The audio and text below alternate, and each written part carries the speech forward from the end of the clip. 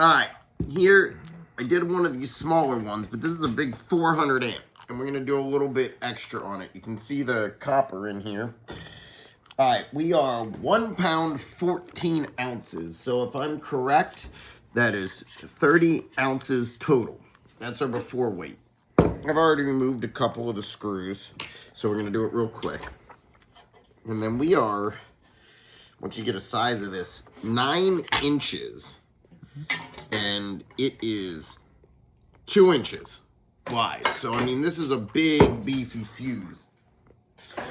Now, these are still used in some industrial settings, but mostly in repairing old work as we've gone to newer breakers. They used to make a set of these that you could actually replace the elements in. So there was the tube that was reused and the tube, like I said, was reused, and there was a removable cartridge in there as to not, you know, be so wasteful. They marketed it as a way to save time and money.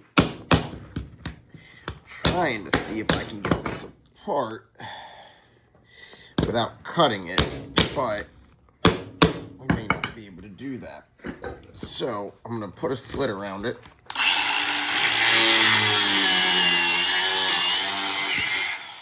Also, this is something I should be wearing a mask because this is silica, but I mean, you should be wearing a mask, especially if you're doing a lot of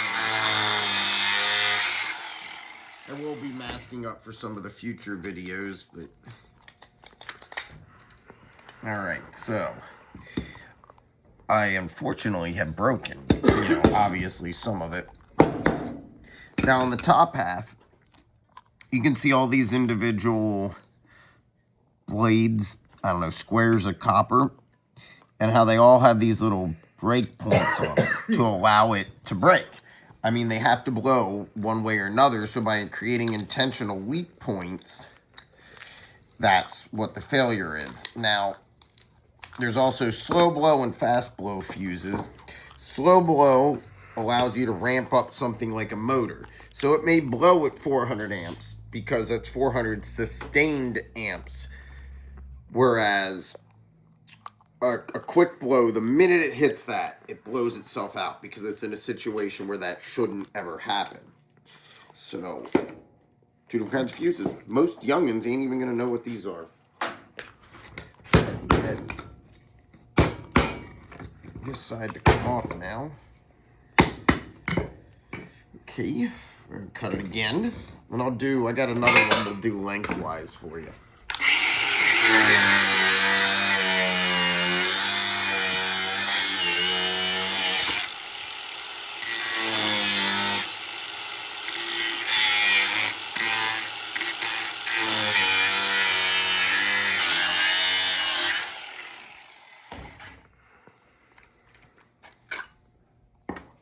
All right. So you saw those. Look at this big plate of copper here and the springs that are for science. I don't know what they do, to be honest.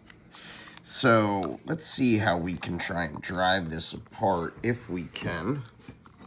You know what? It's almost like I own a place.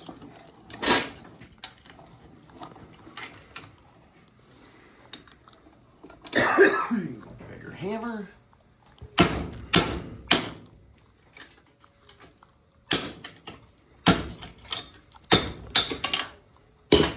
Alright, the steel round copper. I'll drive this one out, and then we're going to change our look at how we weigh this and see what we made, what we lost.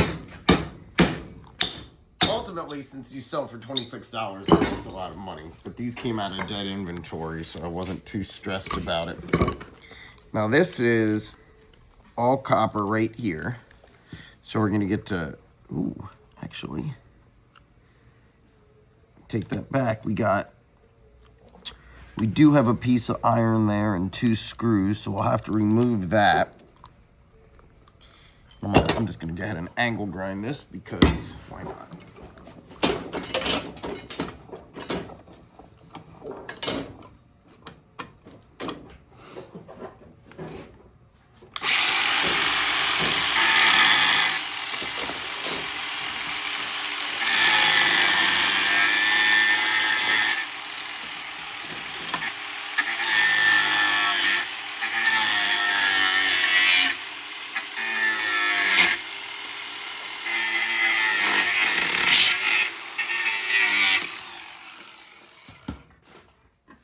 gonna spin that around, but there you can see, you know, we got the copper all the way down to it there. That looks like a silver plating. Copper's a great heat conductor, so gotta be careful you don't burn yourself. And everyone ignore the fact I'm using my angle grinder in the wrong direction.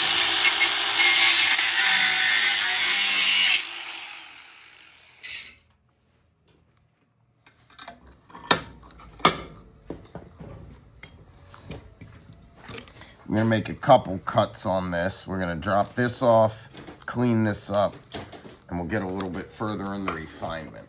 You can go ahead and end the video.